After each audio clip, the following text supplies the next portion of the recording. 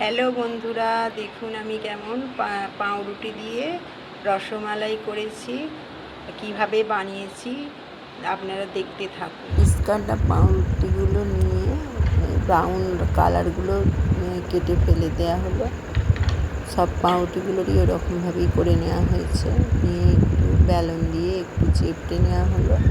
চেপটে নেওয়ার পর আগে থেকে আমি একটু দুধটাকে মেরে একটু সুজি দিয়ে ক্ষীর করে রেখেছিলাম। সন্দেশ দিয়েও করা যেতে পারে, কিছু সন্দেশ দিয়ে করেছি, কিছু ওইভাবে করেছি। করে এবার রোল করে নিলাম। রোল করে সবগুলো ওইভাবেই তৈরি করে রাখতে হবে।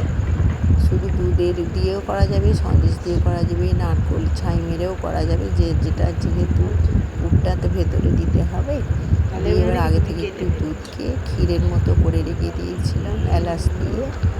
এইবার ওতে একটুখানি কালার দিতে হবে, যেরকম কালার পছন্দ করে সেই কালারটা দিই। এইবার ওতে ওর পাউরুটিগুলোর মধ্যে ওইগুলো ভালো করে ডুবো করে দিতে হবে, যাতে আরও সুন্দর টেস্ট হয়। কিছুক্ষণ রেখে দিতে হবে, তারপর ওটা খেতে হবে। তার উপরে ওই ড্রাই ফ্রুটস কিছু দিলে খেতে খুব সুন্দর হয়েছিল। আমরা সবাই খেয়ে ভালোই লেগেছে আমাদের খুব, ওই জন্য আপনাদের সাথে শেয়ার করলাম। দেখুন কিরম দেখতে হয়েছে, দারুণ। আমাদের তো বেশ ভালোই লেগেছে।